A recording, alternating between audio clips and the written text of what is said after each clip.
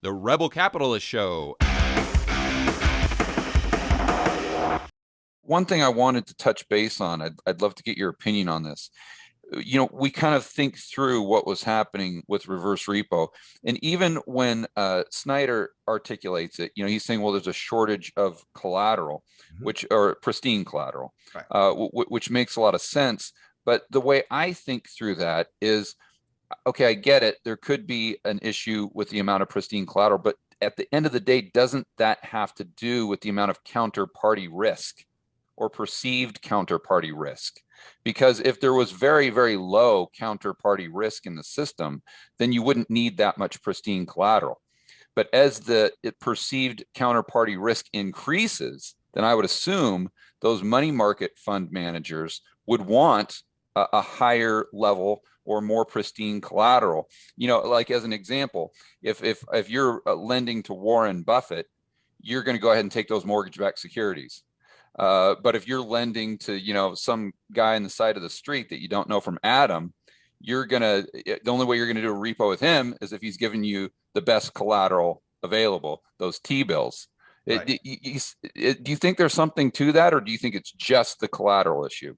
All right, I'm gonna blow your mind right here. Because I'm gonna teach you something that you don't know, and you're gonna go, oh God, this is worse than I thought. Okay. Okay. So and you're gonna see the brilliance of how the system gets connected. And the only question that I have, and I'll love to get your opinion when I'm done, is was this just dumb luck or absolutely brilliant by the people building policy? So in 2016, the Security and Exchange Commission came out with money market rule 2A-7. And effectively what they did is they said they made all these new rules for money markets, and you can go through them and read them, and it says how, what percentage needs to be at what duration. The net of the rule says all money market, it doesn't say this, but this is what it gets interpreted as, and how it actually is, that all money markets need to be backed by T-bills. Not MBS, not anything. T-bills and T-bills only.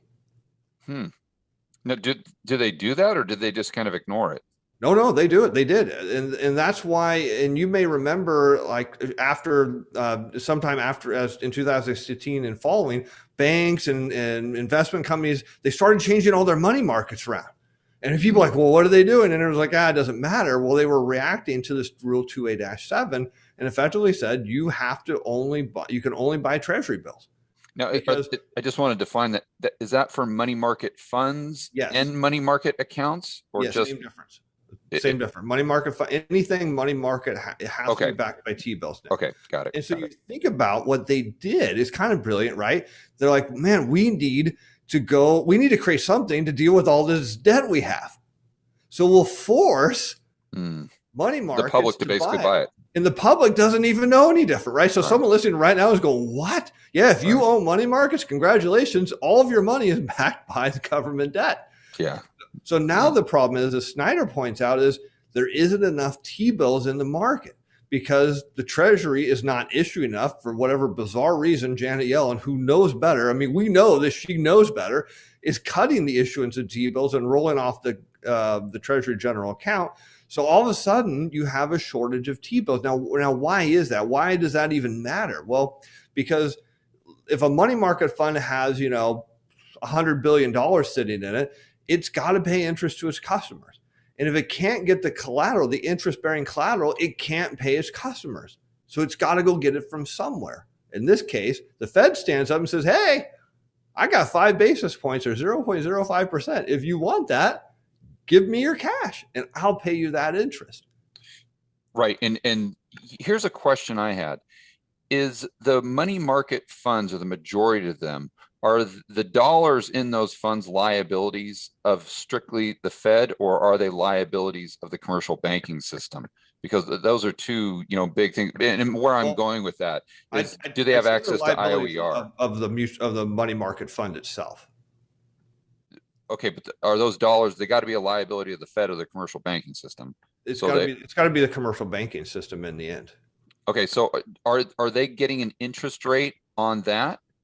I mean, because if they have a deposit, like, even although it might be minuscule, even I have an interest rate on my checking account, let's say, so, and that's a liability of the commercial banking system. So the money market funds, were they getting any basis points at all with the money that they had parked as liability of the commercial banking system before it transferred over to a liability of the Fed only? Well, that's the issue, is that they don't have enough T-bills to pay that interest. So what these funds do is they take that cash, that liability, and they turn it into a liability of the Treasury by buying a T-bill with it. There just isn't enough T-bills for everyone to buy. So right. What that does is it drives interest rates down and threatens to take the money market rate below zero, which, as you know, we can't do. That's massive no-no. Can't take the money market rate negative. But the problem is there's not enough T-bills to back the cash. Oh, not enough T-bills to back. Okay. Right. Yeah. Got it. So the Fed, right? So this is what reverse repo is purely and exactly designed to do. Is reverse repo says if there's too much cash and not enough securities to back it, call the Fed, we'll do it. So all the Fed's doing is saying, look, you give us your cash that you have too much of. We'll give you a matching Treasury security for the night, an overnight Treasury security, and we'll pay 0.05% on an annualized basis. So you can turn around and scalp your minuscule amount of interest for a profit, which is nothing. They're not making any money, but so you can pay your customer 2 or 3 basis points, and the system keeps functioning. Otherwise, money market rates have to go negative, and then we have all kinds of pandemonium. Why do you think T-bill rates are 3 basis points when they could just get 5 at reverse repo? Yeah, that is a great question, because the banks still need pristine collateral. So that's something you hear Jeff talk about, right? The banks still absolutely desperately need it. So the big banks like the JP Morgan's, Goldman Sachs, and whatnot. Right. The big banks still need it. So if you think about the problem, right, there was all this massive shortage of collateral, and who is the Fed beholden to? No, commercial banking system, right? That is the children of the Fed. Got to keep them solvent. So the commercial banking system's calling the Fed, going, like, man, we don't have enough collateral, and Janet Yellen won't issue it. We need this, or we're going to take deposit rates negative. The Fed goes, no, you can't do that. So the Fed says, well, we need to get collateral released from the system, right? And you did a piece on Zoltan, right? Yeah. And so what he said effectively is that the money markets have T-bills. So how do you get someone to give up something they have? And that is to offer them more interest. So the Fed says, okay, we're going to do this reverse repo at 5 basis points. The money market funds are going, what are you saying? Yeah, we'll take that all day long. And so what Zoltan said is what's going to happen is, as these T-bills mature that the money market funds are having, they're just going to let them go, because they're happy to go get that 5 basis points. In the meantime, the commercial banks are like, oh man, there's some T-bills around. I'll take all you got. And they don't care if they're less than 5 basis points, because they need that collateral. They desperately need it.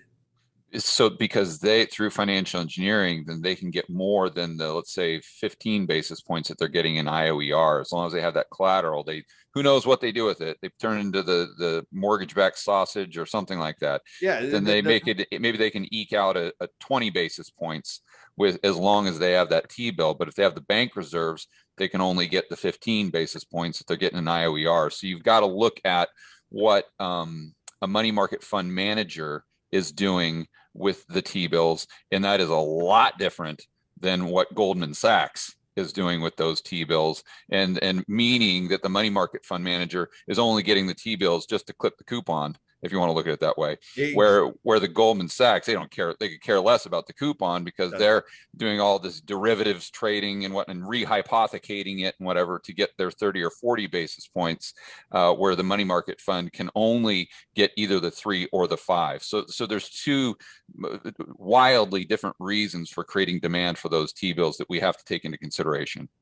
You got it. And here is the brilliant part of all this, because now you might say, okay, this makes sense. The banks need collateral. The money market funds need yield. Perfect. So how does reverse repo actually connect and make this work?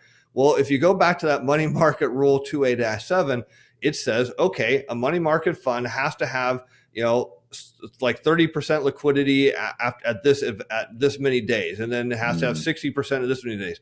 Well, what is reverse repo? 100% overnight liquidity. So as far as the money market funds are concerned, they are 100% compliant with the SEC rule by offloading all their money to the Fed. It's brilliant. Now, or maybe inadvertently brilliant. Well, that's what I said. I would ask you, right? Did somebody actually figure this out years ago, or is it just dumb luck?